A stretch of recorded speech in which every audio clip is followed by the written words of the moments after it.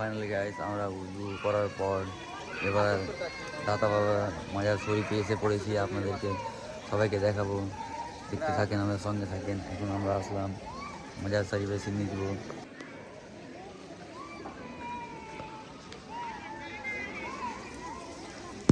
দেখো পুরো মাজার শরীফটা দেখো, একেবারে কত সুন্দর।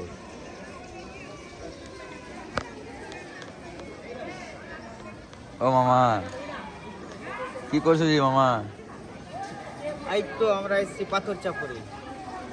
কিরকম লাগছে? ভালো লাগছে? সফরে এসেছি। এখান থেকে যাব রানীগঞ্জ, আবার ওখান থেকে যাব কি বলে রে দীঘা, জায়গাটা? অযোধ্যা, দীঘা। অযোধ্যা পাহাড়। তারপরে ওখান থেকে ফের আবার যাব দীঘা।